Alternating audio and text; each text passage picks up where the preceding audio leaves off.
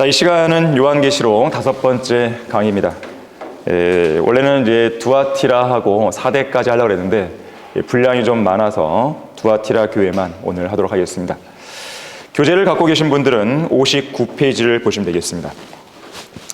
이 두아티라 교회 시대는 AD 500년부터 1000년까지에 해당하는 교회 시대고요. 이 기간에 가짜 교회인 로마 가톨릭이 본격적으로 등장이 됩니다. 그리고 가짜 성경과 거짓 교리를 퍼뜨리게 되죠.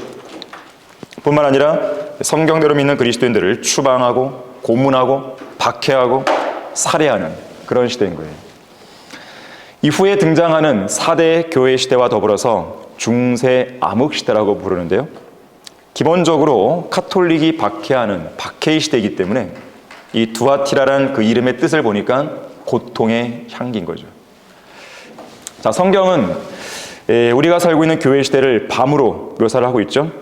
그래서 이 교회는 이 어두운 밤을 비추는 달로 상징이 됩니다. 특히 성경은 이 어두운 밤을 마가복음 13장 35절에 따라서 4개의 경점으로 구분되죠. 그러므로 깨어있으라. 그 집주인이 언제 올는지, 저녁일는지, 밤중일는지, 닭이 울 때일는지, 아니면 아침일는지 너희가 모르기 때문이라 그랬어요. 자, 이 말씀에 따르면 이 밤은 4개의 경점으로 구분되는데 바로 저녁, 그리고 밤중, 그리고 닭이 울 때, 그리고 아침, 4개의 경점으로 구분됩니다. 각각은 3시간씩 구분되는데 저녁은 오후 6시부터 9시까지, 밤중은 밤 9시부터 자정까지, 닭이 울 때는 12시를 지나서 새벽 3시까지, 그리고 아침은 새벽 3시부터 오전 6시까지 이 3시간씩 구분이 됩니다. 이것을 2000년 교회사로 대비해 보게 되면 AD 30년에서 500년까지가 바로 저녁이 되고 500년부터 1000년까지가 밤중이 되고 1000년부터 1500년까지가 닭이 울 때, 그래서 1517년 종교개혁이 일어나는 것이죠. 닭이 우는 것이죠. 마지막 아침 경점은 이제 이 1500년부터 휴거 때까지 이어집니다. 자, 7개의 교회 시대를 한번 대비해 보면요. AD 30년부터 500년까지의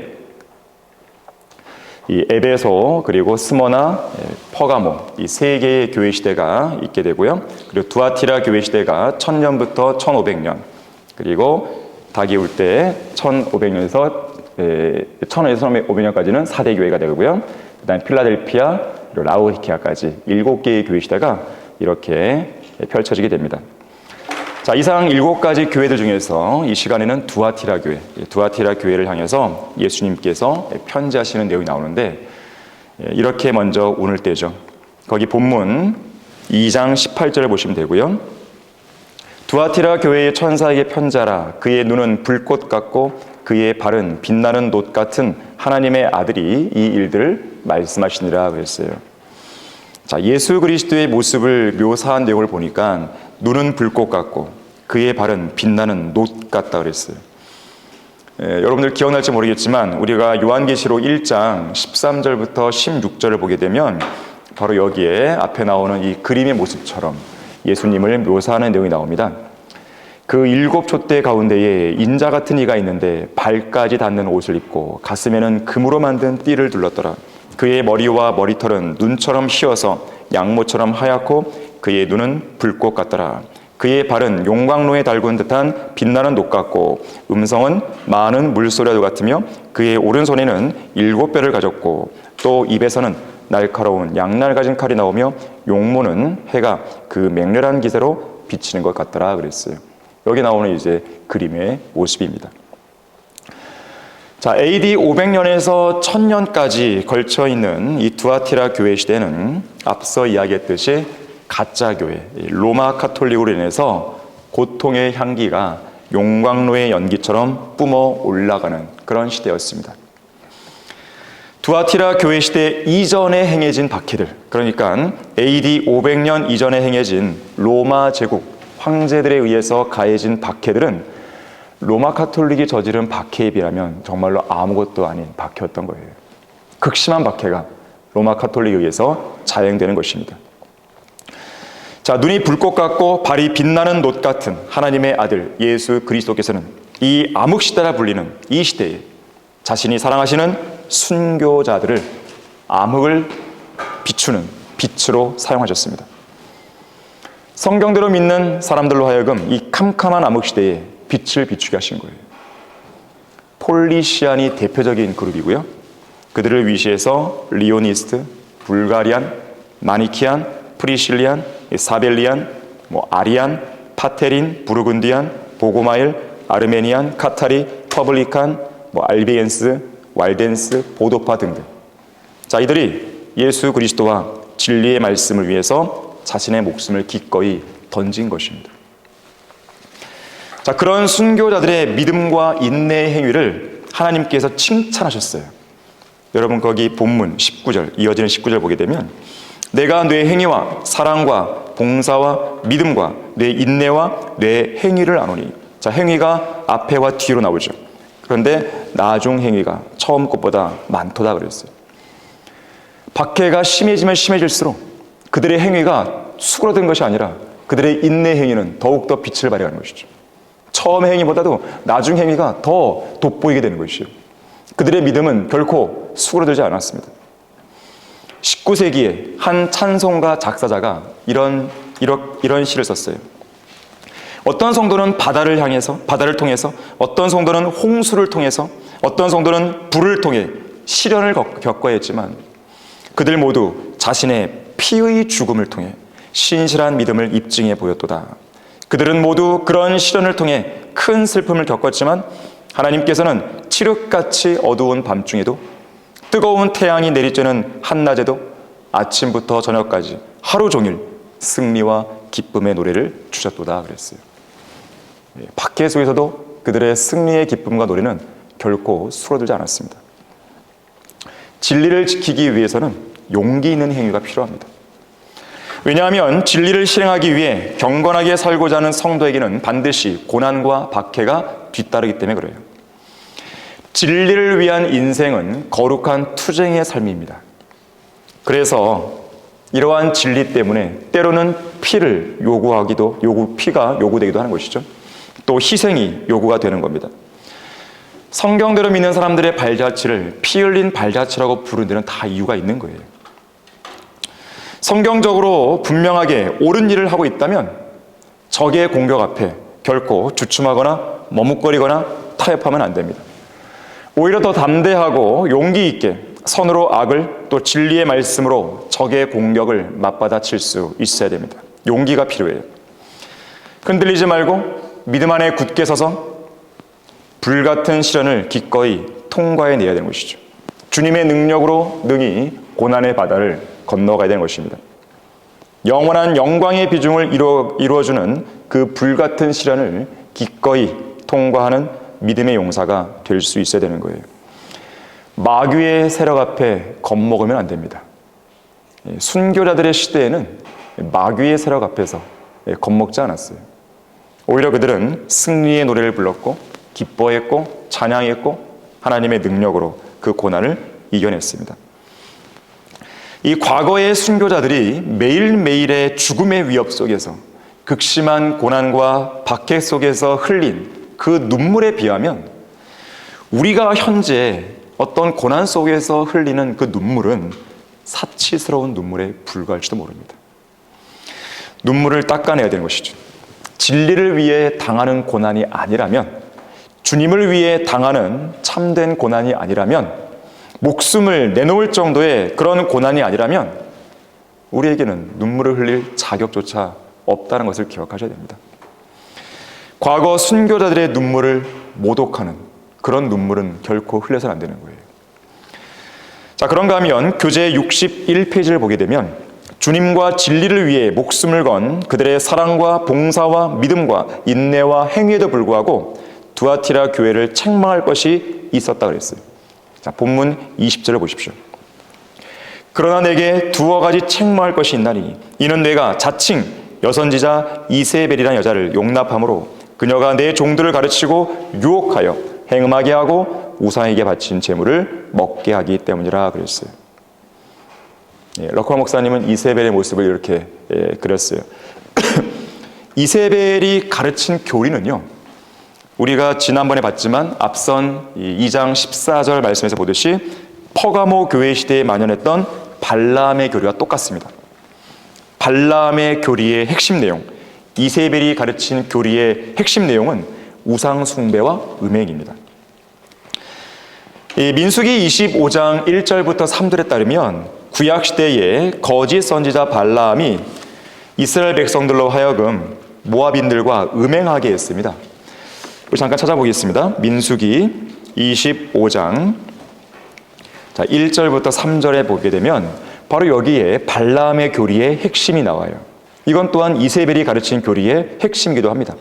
이스라엘이 시팀에 거하였는데 그 백성이 모압의 딸들과 더불어 음행하기 시작하였더라. 그들이 자기 신들의 희생제에 백성을 부르니 그 백성이 먹고 그들의 신들에게 절하였더라. 이스라엘이 바알 푸올에게 가담하였으니 주의 진노가 이스라엘에 대하여 일어나더라 그랬어요. 자, 1절에 보니까 음행, 2절과 3절에 보니까 바로 우상 숭배, 특히 바알 푸올에 가담했어요. 즉 바알 숭배를 했다는 것이죠. 마찬가지예요. 열왕기상 16장에 따르면 북왕국 이스라엘의 왕 아합의 아내 이세벨이 등장하는데 바로 이세벨이 그러한 것들을 들여온 거예요. 자, 열왕기상 16장도 찾아보겠습니다. 자, 열왕기상 16장 28절 보시면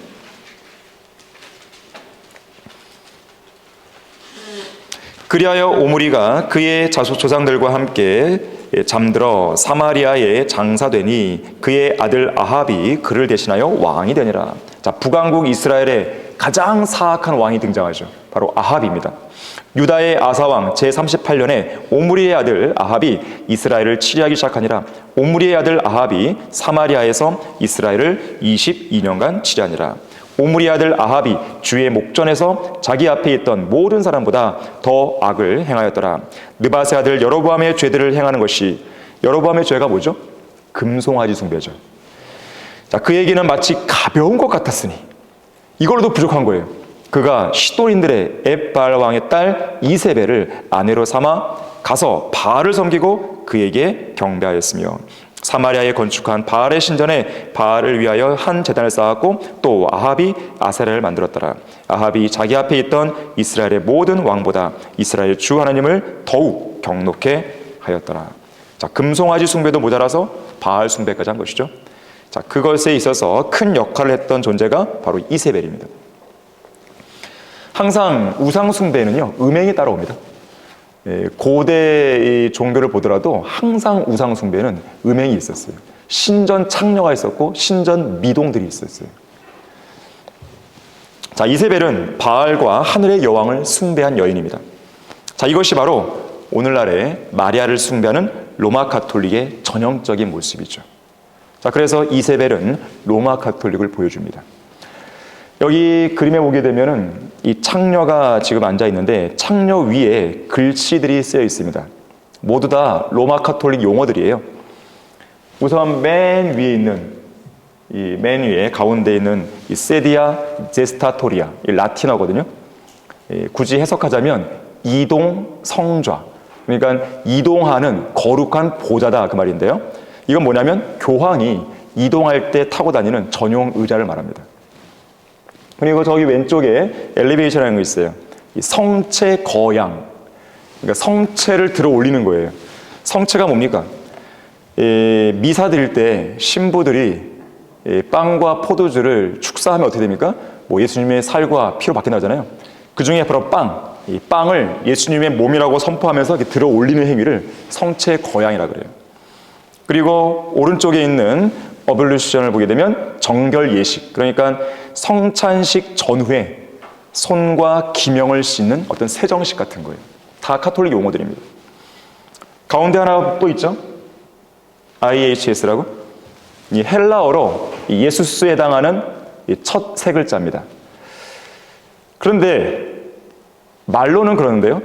사실 이 I 앞에 있는 거는 이집트의 신입니다. 이시스. H는 호루스. S는 셋이에요. 셋. 이집트의 신의 이름들을 하나씩 딴 거예요. 근데 마치 예수님의 이름과 이렇게 혼용시켜버리는 거예요. 자, 교회의 역사적인 관점에서 볼 때 교회 안으로 바알 숭배를 가져온 여인은 분명 두아티라 교회 시대의 이세벨입니다. 이 이세벨은 교회 안에 발람의 교리, 그러니까 바알 숭배와 음행을 들여온 여인이고, 즉 요한계시록의 창녀, 로마 가톨릭을 가리켜요. 자, 이세벨은 로마 가톨릭입니다. 구약 시대의 이세벨은 신약 시대의 이세벨, 곧 로마 가톨릭의 예표라고 볼 수 있겠죠. 로마 가톨릭의 우상 숭배와 음행은 고대 바알 숭배와 그에 따른 음행의 현대판이라고 볼 수 있습니다. 자, 이어지는 21절 보게 되면 하나님께서는 사실 로마 가톨릭에게 그들의 음행을 회개할 기회를 주셨습니다. 언제 주셨는가 하면 로마 가톨릭이 형성되는 시기입니다. 언제 형성됐습니까? 지금은 이제 본격적으로 등장한 것이고 바로 500년 이전이에요. 그러니까 퍼가모 교회 시대. 두아티라 바로 전 단계가 퍼가모 교회 아니겠습니까? AD 325에서 500년까지. 바로 이때 어거스틴을 중심으로 해서 로마 가톨릭의 거짓 교리가 형성되기 시작합니다. 교리화되는 거예요. 체계화되는 거예요. 바로 이 기간에 사실은 회개할 기회를 주신 거예요. 하지만 그들은 회개하지 않았죠. 자, 회개하지 않은 그들을 하나님이 심판하십니다. 본문 22절, 23절이에요. 보라, 내가 그녀를 침상에 던질 것이며 그녀와 더불어 간음한 자들도 자기들의 행위를 회개하지 아니하면 대환란에 던지리라.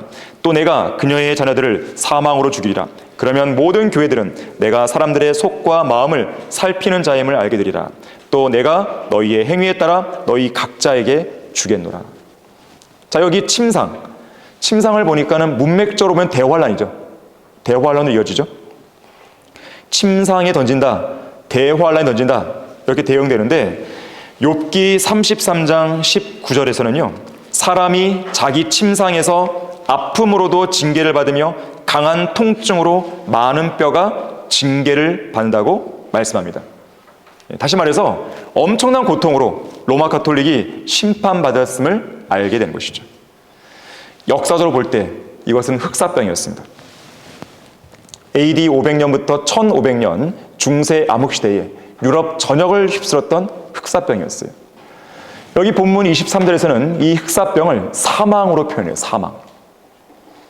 실제로 이 흑사병이 가장 위세를 떨쳤던 1348년에서 1353년까지 이 5년의 기간에 무려 2천만 명의 이상의 유럽인들이 죽습니다. 그야말로 사망이죠. 엄청난 고통이죠. 2천만 명 이상이면요 당시 유럽 인구의 3분의 1이에요. 3분의 1. 3분의 1이 죽은 거예요. 로마 가톨릭의 그런 죄를 하나님께서는 심판하신 거예요. 그런가 하면 여기 대환란이라는 단어를 통해 보건대 이 말씀은 장차 교회의 휴거 이후에 있을 환란 시대에 로마 가톨릭에 편승하고 그들에 속하여 그들을 따라가는 모든 자들이 받게 될 심판을 예언적으로 보여주기도 합니다. 자, 그래서 요한계시록 18장 4절에서는 나의 백성들아 그녀에게서 나오라. 그리하여 그녀의 죄들에 동참자가 되지 말고 그녀의 재앙들도 받지 말라 그러는 거예요. 그녀가 누구예요? 바로 가톨릭이죠. 가톨릭과 함께하지 말라는 거예요. 가톨릭과 함께하다가는 환란 시대에 그 가톨릭이 멸망할 때 함께 멸망하는 거죠. 가톨릭이 재앙을 당할 때 함께 재앙을 당하는 거죠. 마치 언제처럼요? 중세 암흑시대처럼. 자, 그런가 하면 로마 가톨릭이 현대판 바알 숭배라는 점을 모른 채 그 교회로 찾아 들어간 많은 가톨릭 신자들이 있을 것인데 이들을 향해서 주님은 24절에서 이렇게 경고합니다.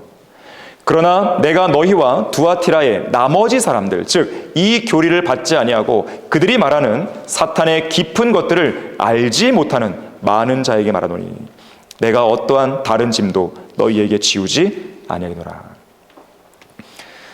이 오늘날 가톨릭에 속한 사람들을 보게 되면 다 가톨릭 교리를 잘 아는 게 아닙니다. 그냥 성당 분위기가 좋아서 그냥 들어가는 사람도 있단 말이에요. 자, 그런 사람들에 대한 경고거든요.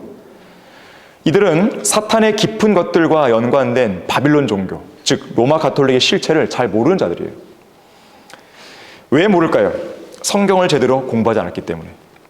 자, 하나님께서는 그들에게 어떤 다른 짐도 지우지 않겠다고 말씀하세요. 하지만 무지가 변명이 될 수는 없습니다. 그 사람이 사탄의 깊은 것들까지는 알지 못한다 하더라도 여전히 그가 구원받지 못했다면 지옥의 심판을 피할 수가 없는 거죠. 민수기 32장 23절에서는 반드시 너희의 죄가 너희를 찾아낼 것임을 알라라고 경고합니다. 무지는 결코 무죄가 아니에요. 무지는 결코 무죄가 아닙니다. 어리석음이 심판을 피할 수 있는 어떤 변명도 될 수 없다는 것을 기억하셔야 됩니다. 자, 이제 이어지는 25절부터 29절 보게 되면 예수 그리스도께서는 두아티라 교회의 시대를 향해 명령과 약속들을 주십니다.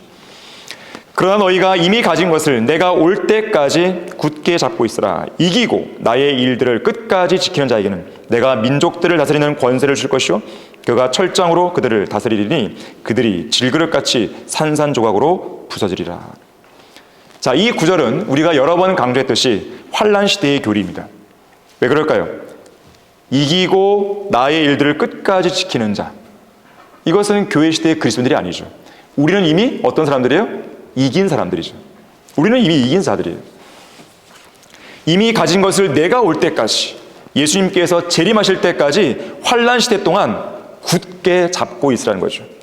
이기고 나의 일들을 끝까지 지키는 자, 그러니까 믿음을 끝까지 인내로 지켜낸 환난 성도들이에요. 자, 이들에게는 어떤 권세가 주어져요? 민족들을 다스리는 권세가 주어집니다. 철장으로 다스리고 통치할 권세를 받는 거예요. 마치 누구처럼? 예수 그리스도처럼. 여기 앞에 나와 있는 그림처럼 천녀왕국에서 철장으로 다스리시는 예수님처럼 환난 시대의 성도들, 끝까지 지켜낸, 믿음을 지켜낸 그 성도들도 주님과 함께 통치한다는 거죠. 계속 보시면 나도 나의 아버지께로부터 받은 것이 그러하니라. 또 내가 그에게 새벽별을 주리라.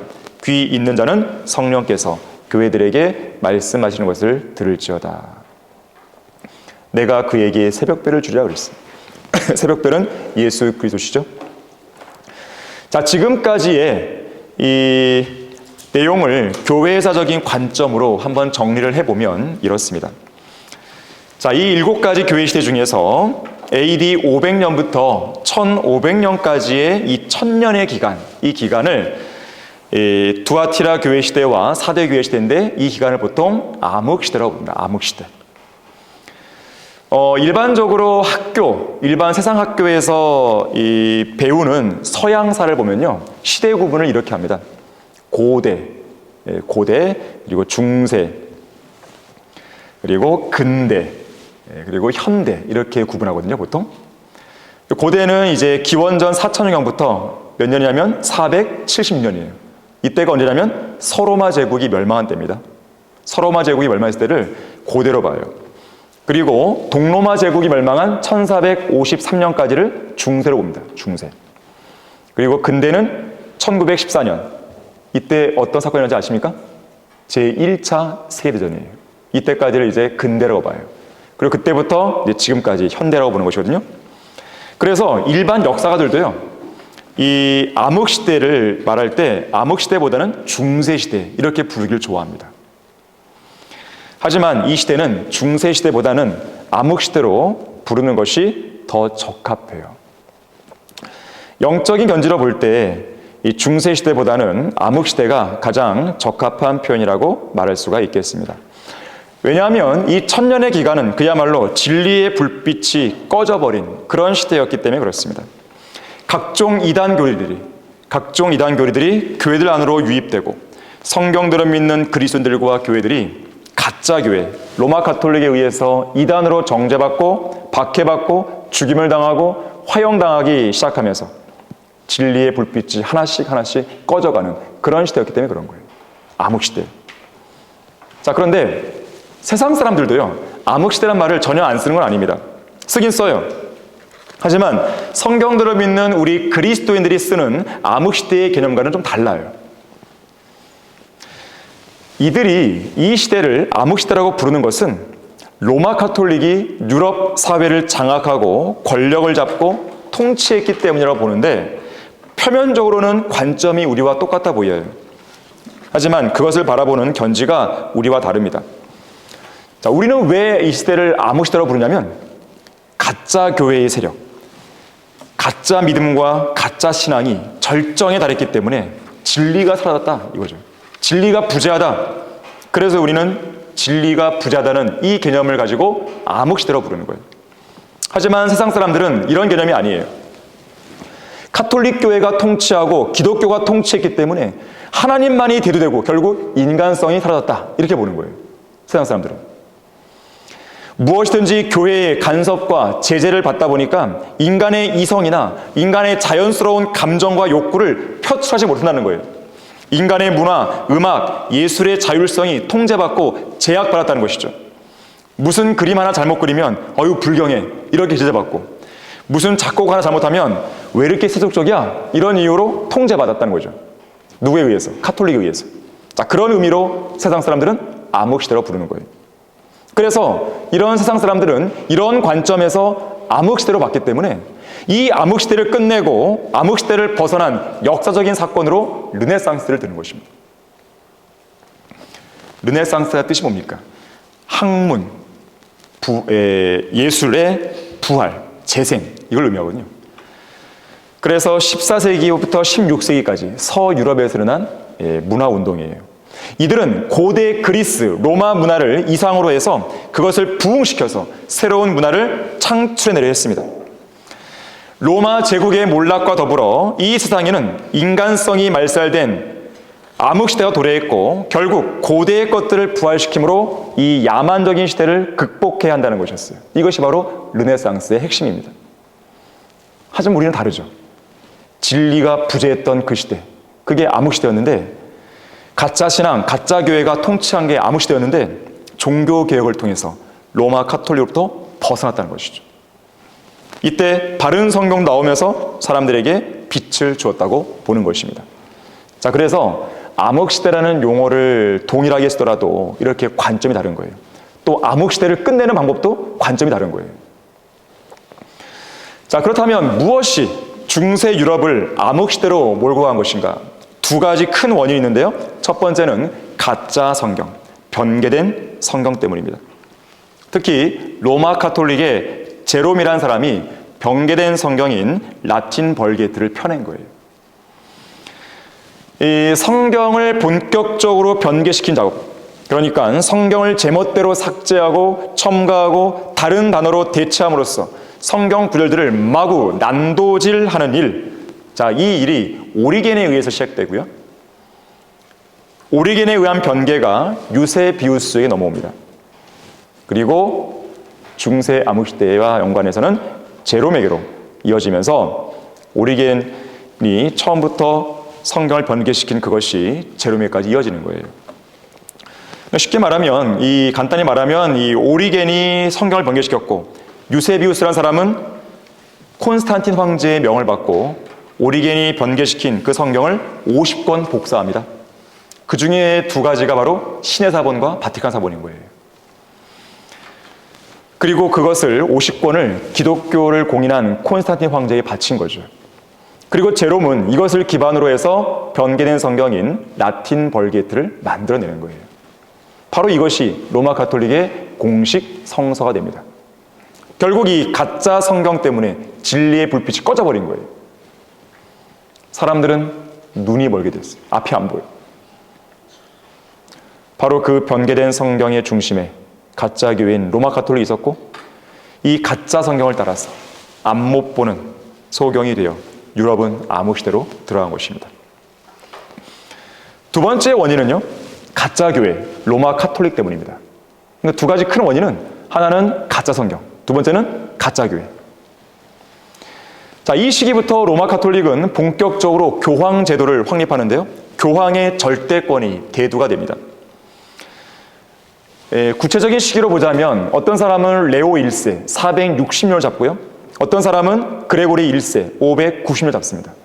아까 두아티라 교회 시대가 몇 년부터라고 했죠? 500년. 자, 460년과 590년 사이에 있죠. 교황 제도의 형성 과정에 이 두 교황이 큰 역할을 한 거예요. 그러니까 레오 1세 때 교황 제도가 시작됐고 그레고리 1세 때 교황 제도를 확정짓습니다. 그 전에도 교황이라는 명칭이 있었어요. 그런데 그 교황이라는 명칭은 그 로마 교회, 이탈리아의 로마 교회만 한정된 명칭이었어요. 그런데 교황 제도가 시작되고 확정되기 시작하면서 전 유럽에 있는 교회들이 인정하는 교황이 되어버린 거예요. 그러면서 두아티라 교회가 시작된 겁니다. 그런 가운데 이 교황은 절대적인 권력을 행사하면서 유럽에 있는 교회들을 장악했고 더 나아가서는 국가의 왕들과 통치자들을 장악합니다. 바로 이 가짜 교회가 판을 치고 있었으니 유럽이 암흑시대로 들어간 것은 당연한 귀결이었어요. 자, 이 가짜 교회는 이교도 바빌론의 종교들과 각종 우상 숭배 및 세상의 철학과 인간적인 전통 등 온갖 잡동사니 쓰레기들을 교회 안으로 가지고 들어와 교회들을 파괴시킵니다. 몇 가지 사례를 들면 이렇습니다. 가짜 성경들, 외경들, 성경과는 무관한 인간적인 전통들을 갖고 들어오고요. 그리고 마리아 숭배, 그리고 유품 숭배와 형상 숭배. 여기 보일지 모르겠지만 해골들이에요, 해골들. 이 해골들을 해놓고 숭배하는 거예요, 숭배. 이 성인들의 유골 이러면서. 또 구원을 받기 위해 행하는 독신주의. 이 신부들, 수녀들이죠. 이거는 지금 신부들이 서품 받을 때, 신부로 서품 받을 때 이렇게 하는 거예요. 이 교황 앞에 엎드려 절을 합니다. 또한 성체성사 이런 것들 가져왔고, 또 유아 세례와 세례에 의한 중생, 물 뿌리죠, 아기 머리다가. 묵주가 불교에만 있는 게 아니에요. 카톨릭에 있는 것이죠, 묵주. 로사리오 기도라고 해서 돌리면서 기도하죠. 또 크리스마스 트리와 부활절 토끼, 달걀들, 또 촛불과 향과 죽은 자들을 위한 기도, 또 연옥인데 연옥에서 빠져나오려면 면죄부를 사라는 거예요. 여기 지금 그림은 마틴 루터 시대에 면죄부를 판매하는 지금 장면을 그리는 거예요. 한 번은 이 교황청에서 보낸 테첼 신부가 있었습니다. 이 테첼 신부가 독일에서 면죄부를 팔기 위해 독일로 찾아옵니다. 그리고 독일 사람들에게 이렇게 설교해요. 불타는 연옥에서 사랑하는 부모님의 살려달라고 울부짖는 목소리가 안 들리십니까? 조용히 귀를 열고 그들의 울부짖는 소리를 들어보십시오. 나는 너를 낳아서 키워주고 재산까지 남겨주었지만 너는 우리를 이 고통의 장소에서 구해주지도 않는구나. 언제까지 이 뜨거운 불구덩이에 그대로 놔둘 셈이냐. 여러분의 부모님을 뜨거운 불 속에서 건져낼 수 방법이 여기 있습니다. 오늘 밤 하나님의 선물을 받으러 오십시오. 상자 속으로 던져놓은 그 돈이 짤랑하고 소리를 낼 때 여러분 자신이 구원받는 것은 물론 연옥에서 고통당하는 가족들도 즉시 뛰쳐나와 하늘로 올라가게 됩니다. 감동이 되십니까? 안 됩니까? 당시의 사람들이 감동을 받았습니다. 막 눈물 콧물 쏟고요. 아, 그렇지, 우리 부모가 지금 고통당하고 있지, 빨리 돈 주고 사자. 사람들이 구름처럼 몰려오기 시작합니다. 면죄부를 사기 위해서. 자, 이렇게 가짜 교회와 가짜 성경과 거짓 교리들이 판을 치는 시대입니다. 바로 이 시대가 암흑 시대인 거예요. 물론 이 시대에도, 이 캄캄한 암흑 시대에도 진리의 불빛을 비추기 위해서 여기저기서 활동했던 성경대로 믿는 사람이 있었습니다. 아까 말했던 폴리시안을 위시해서 있었어요. 하지만 그러한 모습을 볼 때마다 카톨릭은 그 불빛마저도 계속 꺼버립니다. 끄고 또 끄고 또 끄고. 자, 성경은 이 시대에 로마 카톨릭이 성경대로 믿는 그리스도인들을 박해하고 죽인 사실에 대해서 이렇게 묘사합니다. 여러분, 거기 요한계시록 17장 6절 한번 보겠습니다. 요한계시록 17장 6절 보시면, 또 내가 보니 그 여자가 성도들의 피와 예수의 순교자들의 피에 취하였더라. 그러므로 내가 그녀를 보고 크게 의아해하며 놀라노라. 사도 요한이 깜짝 놀란 거예요. 왜 놀랬을까요? 여기서 말하는 여자는 로마 카톨릭이 주장하듯이 로마 제국이 아닙니다. 황제가 아니에요. 만약에 로마 제국이었다면 요한이 놀랄 이유가 없죠. 계속 그 죽이는 모습을 봤기 때문에. 여자는 카톨릭이에요. 교회라고 자처하는 사람들이죠. 하나님을 잘 믿는다고 하는 그런 그리스도인으로 자처하는 사람들인데 그들이 성도들의 피와 예수의 순교들의 피에 취해 있는 거예요. 깜짝 놀랄 만한 일이죠. 다시 말하자면 로마 카톨릭은 피에 취한 창녀교회.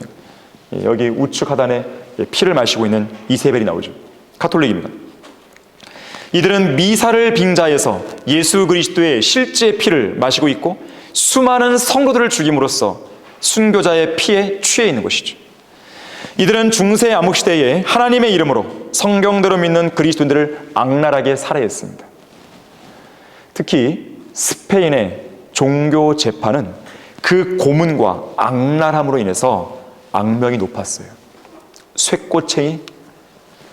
쇠꼬챙이로 이 사람의 몸을 관통하는 것, 사지를 찢는 것, 철갑처녀, 인두, 가시의자, 톱질, 수많은 고문기구와 방법이 고안되었고 화형과 교수형이 일반화되었습니다. 이렇게 성도들을 잔인하게 죽이면서도 이들은 항상 이렇게 말했어요. 하나님의 영광을 위해서.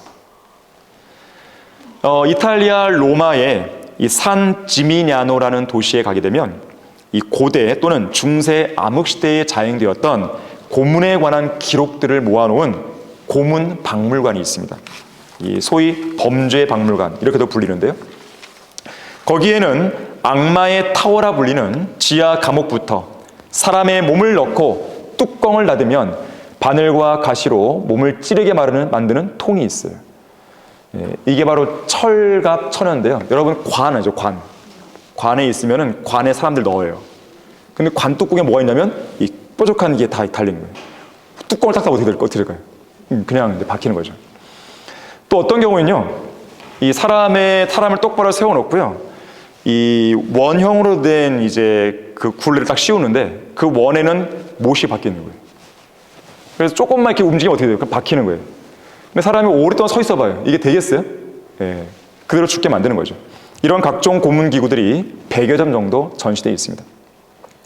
자, 로마 카톨릭의 교황들은 로마 제국이 100년 동안 그리스도인들을 죽인 것보다 더 많은 수의 성도들을 50년 만에 해치워버립니다. 특별히 로마 카톨릭이 이 잔인무도한 짓을 할 때 군대를 동원해요. 왕들을 이용하는 것이에요. 대표적인 사람이 샤를마뉴 대제입니다. 여기 왼 좌측에 있는 사람인데 샤를마뉴 대제. 이 프랑크 왕국의 왕이었어요.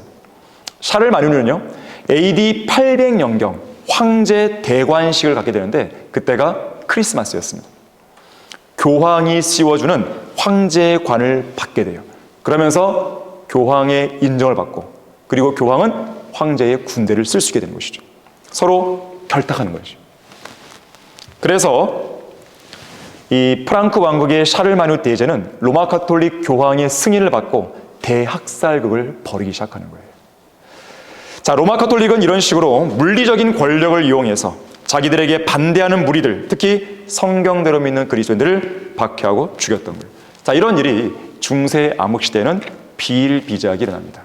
자, 이것이 4대 교회 시대까지 우리가 다음번에 배우겠지만 이어져 가는 것이죠. 자, 이것이 바로 중세 암흑시대에 자행되었던 일들입니다.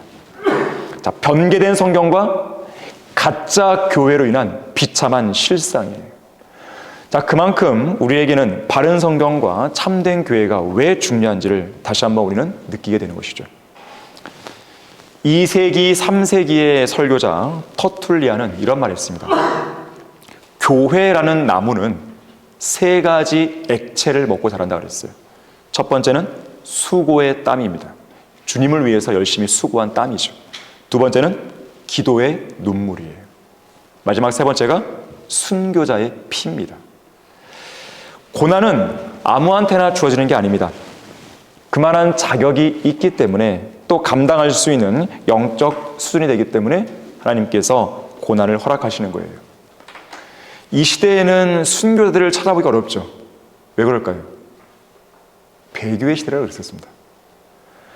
순교할 수 있는 상황을 줄 이유가 없는 거예요. 또 줄 만한 사람이 없는 거예요. 어찌 보면 참 부끄러운 시대일 수도 있어요. 근데 지금 그런 시대를 우리는 살고 있는 것입니다. 절대로 불같은 시련을 이상하게 여기면 안 됩니다. 오히려 그리스도의 고난에 참여하는 것으로 여기고 즐거워야 되는 것이죠. 우리는 순교자들의 시대처럼 그런 극심한 고난을 받고 있지 않아요. 그거에 비하면 정말로 작은 고난이지만 그거라도 우리가 제대로 통과하지 못하고 무너지기만 한다면 하나님께서는 기뻐하지 않으실 것입니다. 궁극적으로는 이러한 고난이 우리가 큰 기쁨으로 즐거워할 그날을 준비시켜 줄 것이에요. 우리가 큰 기쁨으로 즐거워할 그날은 바로 휴거 때입니다. 휴거는 환희의 날이죠. 또한 그리스도의 심판석에 서는 날이고 어린 양의 혼인식에서 신부로 서는 날이에요. 자, 따라서 쉬운 일은 아니겠지만 앞으로 여러분의 인생 앞에 고난과 시련이 닥치면 가장 먼저 순교자들의 시대를 먼저 떠올려 보는 거예요. 두 번째로는 큰 기쁨으로 즐거워할 영광스러운 날을 바라보는 것이죠. 그리고 기대에 찬 마음으로 그 불같은 시련을 인내로 이겨나가야 되는 거예요. 앞으로 여러분들에게 어떤 고난이 올지 우리는 알 수 없어요. 그러나 그런 고난이 왔을 때 안절부절 못하지, 그렇게 하시면 안 되는 것이에요. 잘 견디시고, 고난을 잘 견디시고 셋째 하늘에서 보시죠. 그리스도인은 한글 킹제임스 성경을